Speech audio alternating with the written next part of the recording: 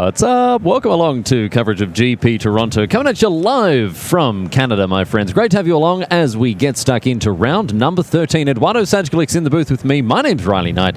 And I tell you what, Eduardo, we're getting very, very close to that cut for top 8. Well, yes, and Dan Ward is marching on there, especially with that ley line of sanctity that even before the game begins, he's ahead. Getting ahead well and truly here with the Glade Cover Scout joining the ley line of sanctity as early plays here for Ward, who is on Bogles, Maria Bartholdi. We're very, very happy to see Bogles getting up and about in this way. 10-2 record for Dan Ward. He's doing very well so far. Marcel Zafra also no slouch on an X-2 record. On Grixis Shadow, I want to say it's a blast from the past, but I mean, this deck used to be the king of modern only, what, 2 months ago, 3 months ago? It basically got much more popular because it was winning in the Shadow Mirrors versus Traverse. Since many people were playing cards like Abrupt Decay and Fatal Push, so the Delve creatures really push it over the top. Now it's just another good deck in Modern. Specifically for this matchup, Grixis Shadow tends to be unfavored in Game 1 at least. I would say actually against a lot of the metagame, and the rationale for that is these multicolor mid-range decks, they rely on Fonzies and Inquisition to kind of dismantle their opponent's plans in Game 1. And especially when you start with Leyline of Sanctity blanking those, this puts Marcel in a really awful position, I would say. Spirit Mantle, the early, the first pair of pants to be put on this Glade Cover Scout. Imagine it look like a kid in the snow before too much longer, slapping on pair after pair of pants there. And Zafra has got that double Drowned Catacomb, the double Watery Grave start there, which is typical of the Grixis decks. They want to start with 2 of the Graves and then move on to a Blood Crypt. Yes, they usually want a lot of black mana. Here, the real challenge is basically Marcel's out in this match is going to be, because of that Spirit Mantle, down to Death Shadow plus Temur Battle Rage. Having to go down to a very low life total and then trying to do a big 20-22 plus life swing. And because that's one of his only ways to really win against Leyline plus Spirit Mantle, this means that, well, for Dan Ward, he basically has to manage Marcel's life total. So it's okay to put Marcel a little low, but you may want to make sure that when Marcel's at 10 or 9, that the last shot is all of the life. And he's not going to be able to slam in with that big TBR on the Death Shadow there. Zafra confirming something away from the table by the look of things to do with Spirit Mantle, as we see. Thoughts he's targeting Zafra himself. This is techie plays indeed as a Fatal Push hits the bin. Zafra, I think, just doing that just to cost himself an extra 2 points of life, wanting to get himself nice and low here. Yeah, I mean, this is probably the best use of Thoughtseize. The second Fatal Push has almost no use, so the main cost is revealing your hand, but you need to get that Death Shadow down early and race. Otherwise, you have no chance. Well, if you're Marcel Zafra, I tell you what, I wouldn't mind revealing my hand, just showing off all those foils. I think he's playing what looks to be a close to completely foiled out deck. I mean, mad props here to Marcel Zafra, as we see now an Ethereal Armor in addition to a core Spirit Dancer. That's a great series here for Ward, who is getting stuck in a major way now. Look at this Glade Cover Scout. It's huge. Yeah, and it was actually really interesting play here for Ward to play the Spirit Dancer, make sure that he has a blocker, and knowing that Marcel can't really tempo with a Fatal Push. I'm trying to remember if Marcel had a fetch land in hand, because that would have been one way Dan could have lost, is if Marcel had a fetch land in top deck Battle Rage. Probably not the case. Otherwise, like, the right play would have been to not attack, as strange as that might sound. But yeah, Dan Ward is going to win on the next combat step here, I'm pretty sure. Gurmag Angler comes down here for Marcel Zafra after a big hit from the Death Shadow. But Dan Ward, I mean, executing the Bogles plan exactly as you'd want to do, showing off that Daybreak Coronet in hand. That should be enough for Zafra to hit the sideboard here.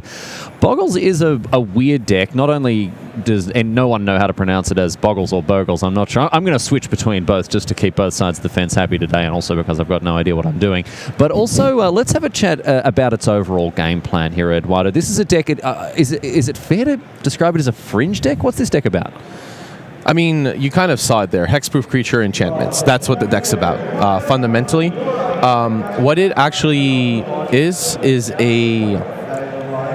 basically a board presence deck.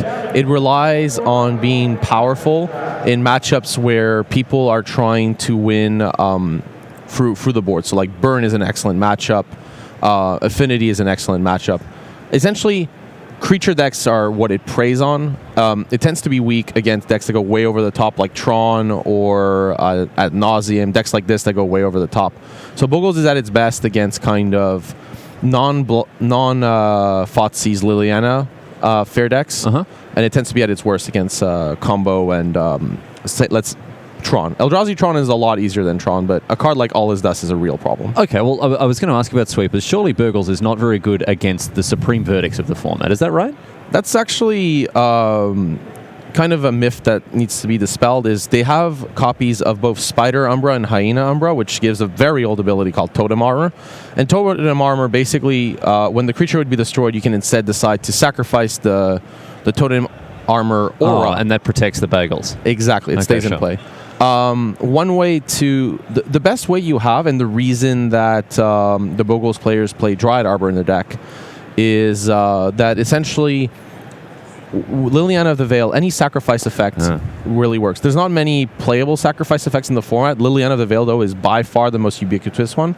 And because Marcel only has access to one copy in his 75 after board, I believe, that is by far his most important card. Right. Everything, but the fact is that Daniel Ward has access post-board to those free main deck copies of Leilana's Sanctity again, and those are really dangerous for Marcel. If that lands, Liliana can't really make you sacrifice. So I would say the most important card in Marcel's deck by far is that Engineered Explosives. Well, let's talk about this Leyline here. Leilana's Sanctity has found its way into the main deck of many of these burger decks, and this seems to be the sort of the evolution, the next step of this deck, playing these ley lines in the main deck. I mean, what are your thoughts here? Is this a good enough card against enough of the field for these Booger decks to be able to actually play it in the opening 60? So the rationale for playing Leilana's Sanctity in the main, I believe, is because there are some important cards in the deck, right? You're going to play your 8 1-mana hexproof creatures, and there are cards like Daybreak Coronet that you're going to max out on. You're going to max out on Ethereal Armor. But after a while, you start getting into the more awkward parts. So like conditional auras, and they start getting less value as you go down the list. And then you realize, well, I might as well play this Leyline because it's just so good in what I'm trying to do. Because Thoughtseize decks would otherwise be pretty tough, not just because of Liliana of the Veil, but also because they can dismantle your game plan. So essentially here, the plan for these Bogles decks is, well, okay, I'm going to get this Leilana's Sanctity. That protects my hand, and I can go off. Because otherwise, the green-black decks can dismantle your hand, and that's also problematic. So we do see bongo decks like this. Oh, my gosh. It's really I dearly apologize for anyone watching and having to suffer this. No, I'm a professional. I'm going to do this properly. Bogles, ladies and gentlemen, one of these decks that is a bit of a glass cannon, of course. It doesn't always match up very well against a lot of the decks in the format, but when it does, and when people are unprepared for it, by crikey, it can certainly get the job done. We saw famously Reed Duke bring Bogles to Worlds in 2013, and went as far as the final there, being beaten by Shahar Shanhar, the luckiest man alive. But it is one of those decks, very high variance, and sometimes you can just run very hot, crush your opponents, and see them driven before you. Right. If you can, this is what I would call one of the premier meta modern decks. It is not necessarily the best deck in a vacuum, but in the right metagame, it can really take over. Especially now with humans rising, for example, and Liliana of the Veil kind of being cut a little bit. Like the decks are running less copies of that card, so Bogles is coming back. I think as the metagame evolves, we will see Liliana of the Veil take the rightful places of 4 of. I mean, is that true? Because I'm not necessarily just wanting to completely rain on your parade here, mate. But young Pyromancer stocks have been rising enormously in recent weeks, and very famously, Liliana of the Veil very bad against young Peasy. Bogles decks are well positioned to take advantage of that lack of edict effects in the format. Yeah, I think the best card you could have to pair with Liliana of the Veil, Golgari Charm. Oh, right. -1/-1 to everything? Yeah, or destroy target enchantment. Oh, sure. All right. So it actually, and it regenerate, the regenerate mode is also not bad in those green-black decks, so Tarmogoyf against the Fatal Push. So I think Golgari Charm is one of these sideboard cards that people have stopped playing, but it's so good in so many situations. I wouldn't be shocked if we started seen play of that card like in GP Lyon in the future. I think it's not a card that people in Toronto have really been aware of, and we might see it in the future. Random upside against other creature decks. I mean, you know, you can snipe a pre-lieutenant humans board. Obviously, huge upside against young pyromancers and what have you. I like this pick. I like this pick for a bit of tech for the black-green based decks, whether it's Jund Abzan or straight black-green rocking his millions. We move on now to game number 2 between Marcel Zafra and Dan Ward. Ward picking up a nice clean victory in game number 1 off the back of the slipperiest of Bogles. And here we see now young Peasy himself hitting the bin. Didn't get a chance to drop that fire mixtape on us all. Path to Exile, getting rid of the 2-1 before the party's even started. Back to Zafra now with 4 lands on turn 3. He's in a good spot here. Yeah, he didn't want to draw that extra land because now he's going to go to 5. As long as he doesn't flood, though, he should be in excellent shape because he can start leveraging his access to free copies of Snapcaster Mage and essentially take over the game that way. The young Pyromancer is an okay choice against Bogles because there's a lot of, well, hexproof creatures, and the 1/1s can be relevant without a Rancor or Spirit Mantle. Zafra down to 12 now, plays out the little 1/1 Death Shadow, but that shadow is only going to get longer as the sun approaches the horizon here. And Dan Ward kept the old 1-land Arena with no 1-mana play. Well, the 1-mana play was Path to Exile. Well, no 1-mana creature, I mean, sorry. Sure. It might have been I wasn't sure, but it actually looks like a keep rather than a mulligan to 6, which is kind of strange. It might be that Dan mulliganed to 6 and decided to keep a 1-lander. That would be my best. Well, in any case, I think after the GP, he'll be heading down to the town hall here in Toronto to accept his new mayoral chain as the mayor of Loose Keep City here, because he is not doing very well, discarding a Griff's Boon. Ugh, mismatched Path to Exile. Ugh, please spare me. Turn it off. Turn it off, Eduardo. To kind of go on another point there, I think like mismatched cards are fine when there's something like Path to Exile or Lightning Bolt, cards that are pretty obvious for your 4-ofs. But yeah, it's fine. Like at the end of the day, you should also embrace the diversity of decks in Modern and the fact that you got the Path to Exile at many points in history. So you might as well embrace the fact that you got to see Path to Exile and again and again. Yeah, sure. If you've got absolutely no taste whatsoever, I guess your point actually does make a lot of sense there. Marcel Zafra now, after having played out a couple of 1/1 tokens thanks to young Pyromancer, a Gurmag Angler, and this game is all but over here. Dan Ward, I mean, trying to interact with Path to Exile, but you've got to apply pressure. Yeah, well, there's another Death Shadow, and that's going to probably spell it. And yeah, just basically missing that second land drop was going to be already lights out as was. So that's kind of why you were hearing more of a discussion on Path to Exile again rather than high-level strategy. I mean, if your opponent misses their second land drop and does nothing, it's pretty easy to win matches of Magic. That's the way she goes here for Dan Ward. Equalising at 1-1 is Marcel Zafra getting up and about in game number 2. Done very well to get himself there. A lot of pressure. Didn't have too much disruption to back it up with, but just chaining threats. And Ward, I mean, never really looked in it after the old 1-land keep. Failed to find that second land, and that is the way it goes. We've already touched on the sideboard a little bit here with what's going on in both players. Looks like Dan Ward is reconfiguring here for game number 3. It might be because certain cards might be better on the player draw. When I look at his sideboard, though, like Rest in Peace is a card I kind of want against Grixis Shadow at any point. Maybe Dromoka's Command. Dromoka's Command is the kind of card I think that would be much better on the play against a deck like Shadow than on the draw. I think on the draw, it's too risky. You're letting your opponent untap. You get like Stubborn Denial can be a problem.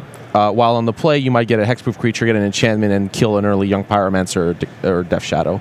So that's why you might see him configure that in for this game free. But yeah, Marcel's plan of just playing all these creatures gets there. Both players on the pile shuffle plan right now. Dan Ward opting for 10, whereas Marcel Zafra has gone for the traditional 8 here.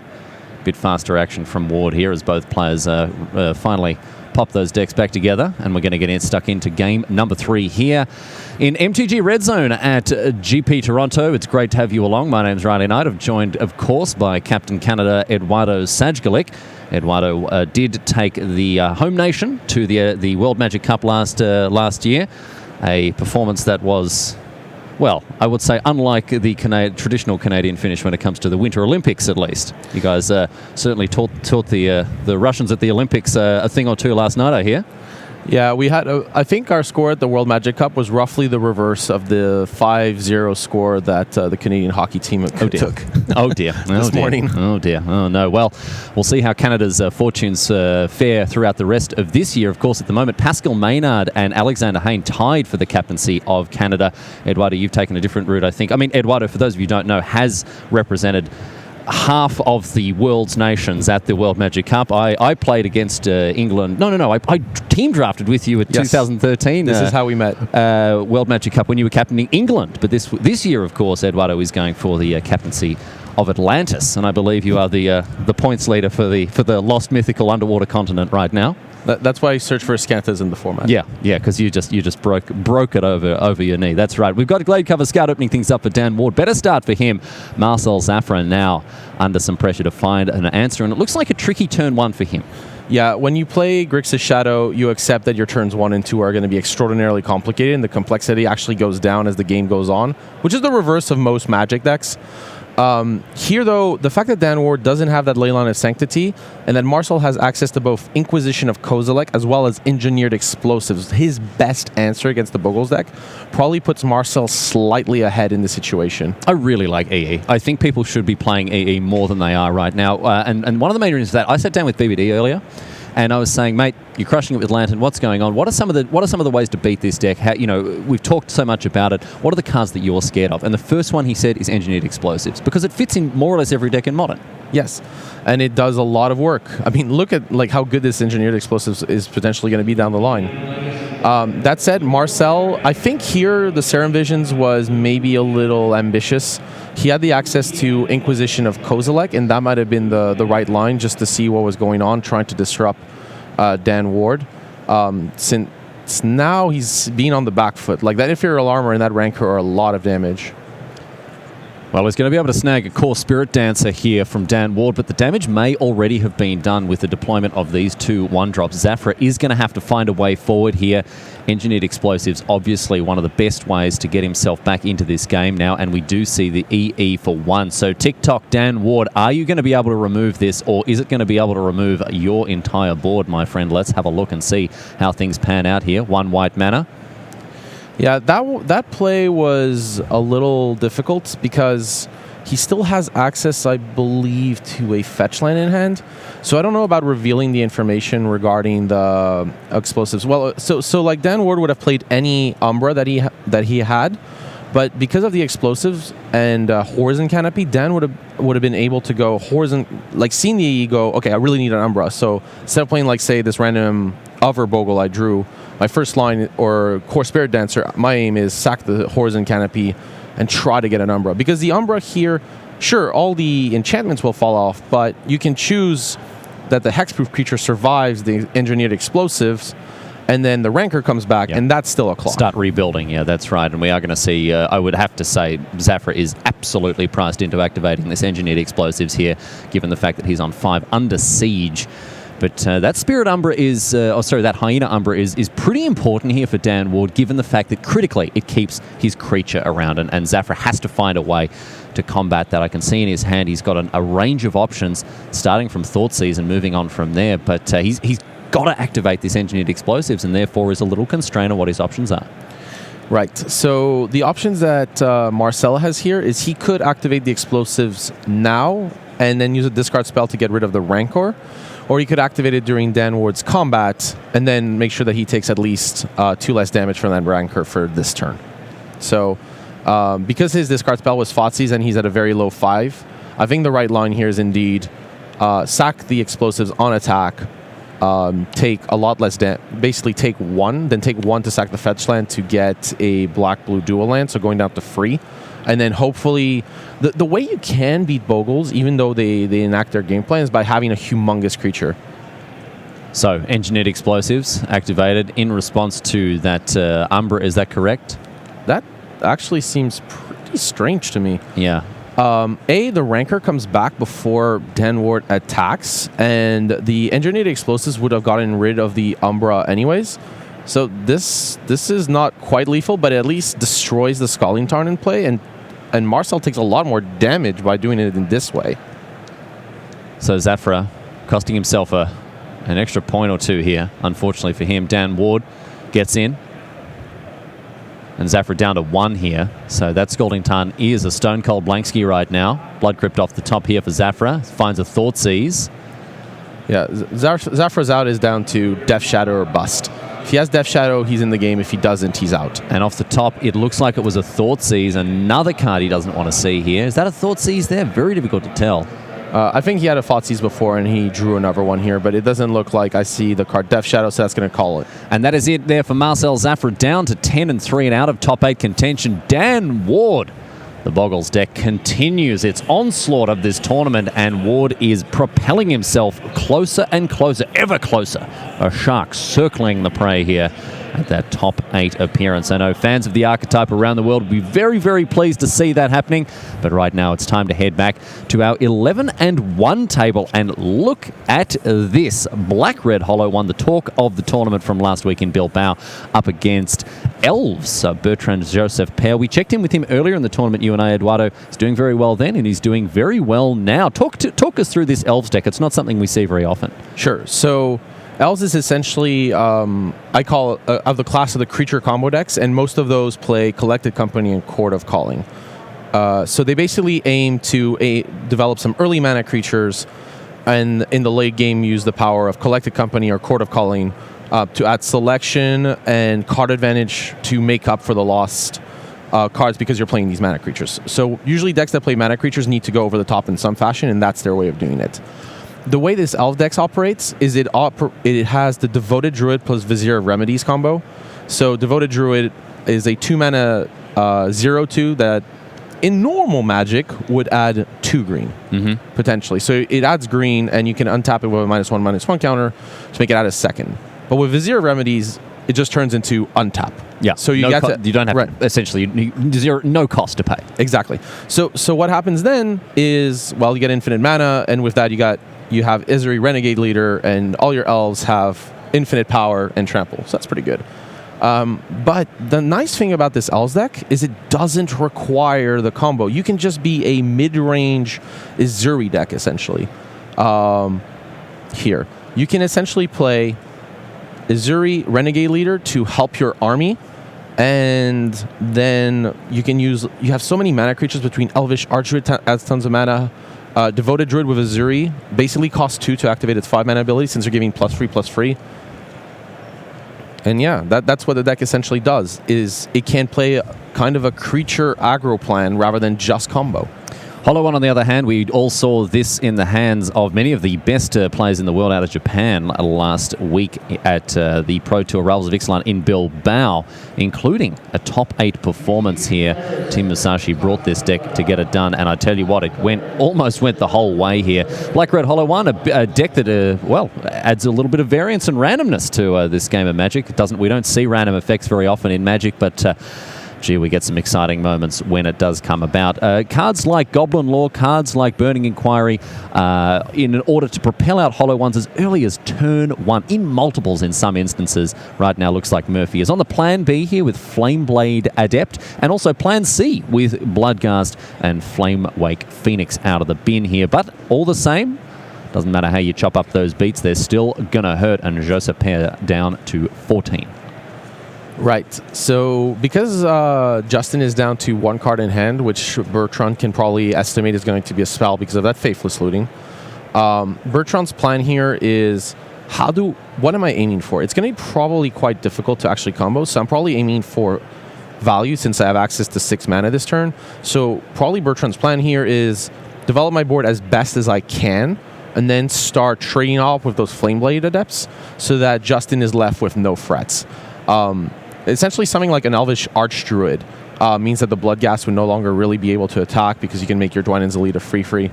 But yeah, I think Bertrand could put Justin on a spell like Lightning Bolt, which I believe Justin has. But yeah, this point of the game is more about board position. If Justin doesn't have, if the Flameblade Adepts are off the table, then Justin doesn't have a clock. And if there's no clock, Bertrand has access to sacrificable lands like Horizon Canopy, Court of Calling, Collected Company. These cards pull Bertrand further and further ahead. So it'll be interesting to see kind of how the boards develop. The card Justin really wants, though, Grim Lavamancer. Bloodgast is going to attack here. Trade off with that Elf Warrior by the look of things. But Grim Lavamancer, we've seen it before in creature matchups. It's terrifically positioned right now with 5-color humans, one of the biggest decks to worry about in the format. And if we have other decks like this positioned doing any kind of work in Modern, then Grim Lavamancer is the place to be. Collected Company here now. Yeah, and another little interaction is how good Pendelhaven is. Oh, yeah. You're not trading for the Bloodgast, you're eating it alive.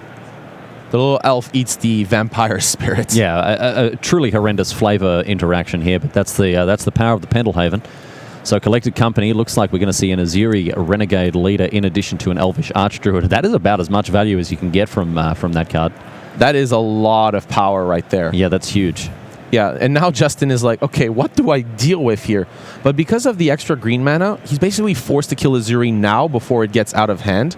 And that means that Bertrand is still ahead of an Elvish Archdruid. A ton of mana pumping his team. And now Bertrand can probably get on the offensive. So a straight up 2-for-1 there for Bertrand Joseph-Pare. He spent his Collected Company, emptied a Lightning Bolt out of Murphy's hand, and still has an Archdruid there left over. Here is Horizon Canopy. Immediately cycled away thanks to the activation of its second ability. Yeah, one of the most incredible cards in these decks with few fetch lands. I can't imagine they're ever going to complete that cycle. Imagine every every color combination having access to a Horizon Canopy effect. I think Magic would be better and worse. It'd be just bonkers. it'd be bananas. Yeah. How much would you have to balance for the card to be a black-red land? How much life would you pay to happily play that card? I don't know. You just reprint Strip Mine and all the problems would go away, I think. Elvish Archdruid here, floating a Squillion mana. And we're going to see another Collected Company. No, it's a Reclamation Sage. And follow that up. Wow, let's just dump the hand into play. Heritage Druid and a Nettle Sentinel. And now an attack. An all-out attack here for Joseph-Pare by the look of things. Yeah, the Reclamation Sage, very strange kind of card against a black-red deck that kind of goes for a mid-range plan post-board. But it makes sense, right? If you ever nab a hollow one with it, you're super far ahead. Great against those empty boys. Right. So at the same time here, Bertrand's like, okay, I'm going to go on the offensive. Let's go. Yeah, like killing a Flame-Bladed Adept with a Heritage Druid with a board like this. Bertrand is really far ahead. A game up, it's very likely that unless something incredible happens, that he will take down this match. Blood Crypt off the top here for Murphy, who is in a tight spot here, in a tough position as he flashes back a Faithful Sword. You know that the excrement is about to hit the air conditioner when that sort of a desperation play starts to take place. Goblin Lore in hand for Justin Murphy, but even the powerful 10th edition sorcery isn't likely to get him out of this one, Eduardo. No, and here, Justin could keep land Hollow One to at least have a blocker, which I think is his best line. But he's still pretty far behind, and if Bertrand draws anything of relevance, he will take over this game. So let's see here. You're going to have you're going to go to the 10, have 2 blockers, and your opponent has access to, let's see, you have to block the 2 of the free power creatures, so that leaves you with 8 damage going through, so that would put Justin down to 2.